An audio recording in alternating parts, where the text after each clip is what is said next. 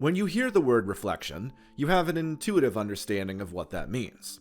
Whether it's light reflecting off of a mirror, or the sound of someone's yodeling reflecting off steep mountain walls, it's the same principle. A wave moves through space until it hits some sort of boundary, or a change in the medium if you want to be technical, at which point its directionality changes. Now, if there's one thing scientists are good at, particularly when you throw the word quantum in there, it's taking concepts that on the surface are intuitively understandable and making them so complex that by the time you're done, you're not sure what the original term means, or even what the word means. At least, that's how it feels to me, and that's definitely how I felt when I heard that scientists had managed to achieve time reflection in electromagnetic waves. Closest I've come to that is when I reflect on all the time I'm wasting making YouTube videos, which has a 100% chance of not being what they meant. But this matters. It turns out that this scientific breakthrough might be able to achieve a technological revolution, so stay tuned to find out which one. And if you're already intrigued, be sure to hit those little like and subscribe buttons.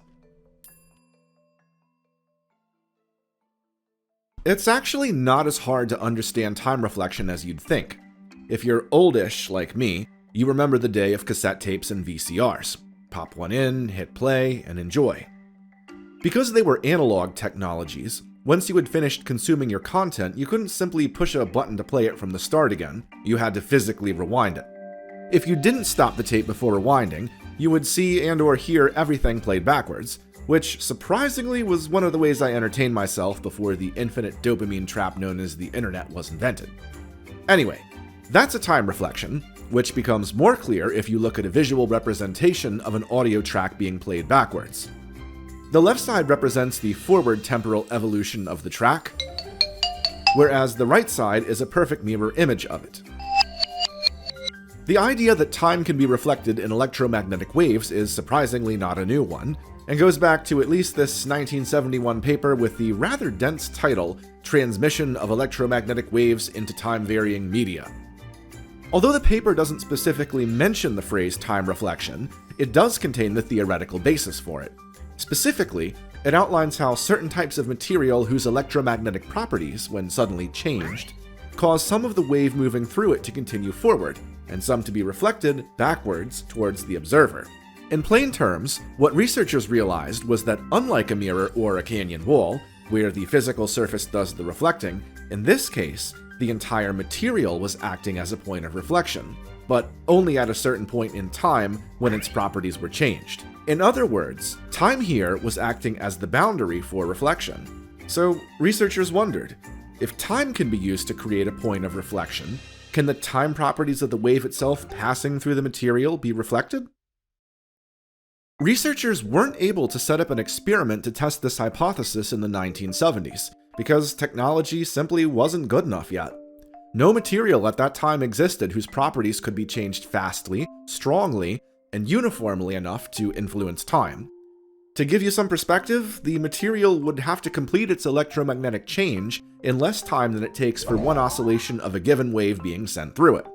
And the array of tools used to influence that wave would have to be spaced out less than one wavelength apart from each other on that material. It took just over 50 years for technology to advance to the point where this theory could be tested. In 2022, researchers from the Advanced Science Research Center at the CUNY Graduate Center sent broadband signals into a zigzagging strip of metal about 20 feet long that was affixed to a board with capacitors spaced less than one wavelength apart from each other that could double the impedance along the strip of metal within 3 nanoseconds. That sudden significant change created a boundary in time, which created a time reverse copy of the signal that was sent back to the observers. That is, the head of the signal returned last and the tail of the signal returned first.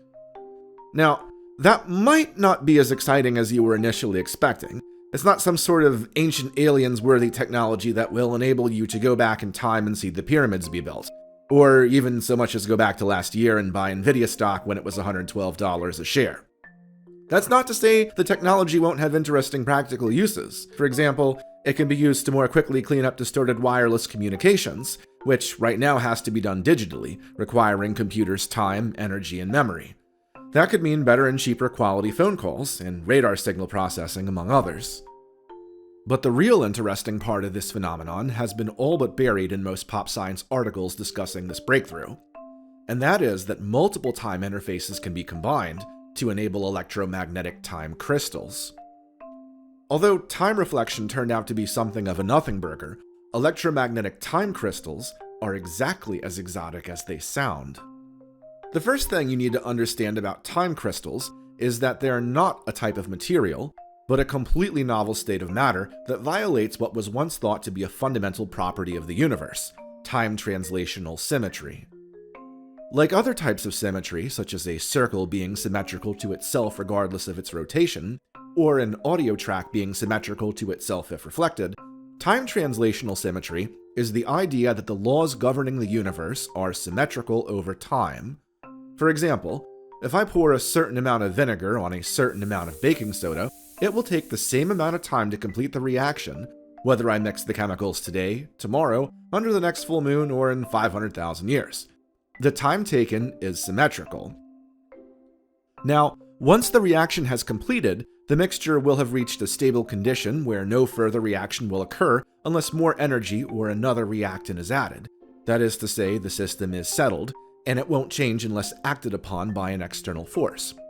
It's not a perfect metaphor, but you can think of this as a ground state, the lowest possible energy level for a system that is also its most stable. The ground state also obeys time translational symmetry. So long as nothing else acts on it, it will continue to remain symmetrically inert over time. Now, the bizarre thing about time crystals is that even when they're in their ground state, that is to say their lowest possible energy configuration, they are in motion. This is so bizarre that we don't have a conventional way of talking about this. It's even been described as motion without kinetic energy, as the system can't contain less energy than it already does. This motion repeats over regular time intervals, much like how a physical crystal lattice repeats over regular spatial intervals, hence the name time crystal. Now, like regular crystals, some time crystals-based components exist on the atomic and subatomic levels, such as the time crystal created by Chris Monroe at the University of Maryland in 2016. Monroe created his time crystal by shooting a chain of 10 ytterbium ions with two lasers, one to create an electromagnetic field and another to partially flip the atom's spin, which can exist in either the up or down positions. The laser's energy caused the ion spin positions to harmonize in a repeating pattern, such that they periodically switched between up and down. Nice. These time crystals also proved to be rigid, even when subjected to forces that should have altered their structure. However, the materials that the CUNY Graduate Center produced create a time crystal that manipulates the properties of not matter, but light.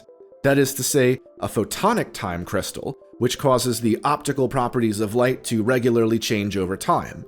And this is the stuff of magic that will enable a technological revolution. How, you ask? Well, to understand how, first let's look at the electromagnetic spectrum. At the lower end, the very low frequency or VLF range, you can see that wavelengths are pretty long. A 3 kHz frequency, for example, would have the wavelength of approximately 100 meters. Early modern dial-up internet operated around this frequency because it used telephone lines to transmit data, which meant staying in the audible range for humans. That is about 0.3 to 3 kHz. No doubt that's why you could actually hear your computer connecting to the internet when you launched dial-up. Anyway, that's a very narrow band along the electromagnetic spectrum. It's not a perfect metaphor, but having less bandwidth would be like having less sounds in a language. Each word would have to be longer, which means slower transmission of information. This is nothing like the broadband internet we have today. Mid-band 5G, which is what the average US consumer has access to, operates at about 1 to 6 gigahertz. That's a frequency range of 5 billion hertz, compared to dial-up's range of 3,000. No surprise 5G has max speeds of 100 to 900 megabytes per second, 16,000 times faster than dial-up. Fun fact, if you convert that to distance per hour, that's the difference between a garden snail's pace and a jet airliner.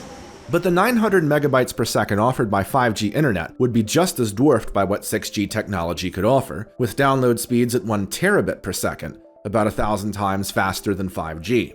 If we go back to our electromagnetic spectrum, that would mean operating at from 100 gigahertz to 10 terahertz, Still below the visible spectrum frequencies of, say, fiber optic cable, but well within the infrared range where photonic time crystals can be used. In this context, photonic time crystals will enhance certain wave components while suppressing others through constructive interference. You can understand that by imagining two people holding a jump rope. If both people create a wave in the rope by moving their hands up and down at the same time and at the same pace, the waves they create will meet in the middle. When they meet, if the waves are in sync, that is, the peaks and valleys of the wave line up perfectly, they combine to make a bigger wave. The same thing would happen to frequencies passing through a time crystal. It would reinforce specific phases of the wave as they align with the temporal patterns of the photonic time crystal. This will be important for 6G, as the frequencies it uses will be smaller than those of 5G, whose transmission antennas have a short range as it is. Now, I don't know about you all, but I can't say I was too impressed by the transition from 4G to 5G. My phone might have worked a little bit faster, maybe online games had a bit better connectivity, but on the whole, my life didn't change too much. Now, the possibility 6G will open will be a bit more wild. If 6G lives up to the promise of high speed and low latency, it wouldn't be unrealistic to have a conversation with a life-sized 3D hologram of someone on the other side of the world in real time. It could enable surgeons to perform operations from miles away with robotic arms, using real-time data and feedback. VR and AR experiences could become indistinguishable from reality, thanks to instantaneous data transfer and processing. This could lead to fully immersive virtual worlds or augmented reality that overlay seamlessly onto our physical environment. Enhanced positioning, sensing, and connectivity could revolutionize disaster response. Emergency services could use 6G-powered drones and robots to assess situations in real time, plan rescue missions, and even deliver aid. And that's just the tip of the iceberg. I think it's a safe bet that time crystal-powered 6G internet will play a huge part in the future of our lives. Experts say this technology will be out by 2030, but the good news is you can like and subscribe to my channel today to learn more about science, technology, geopolitics, and other miscellaneous topics you might be curious about. For now, have a good evening.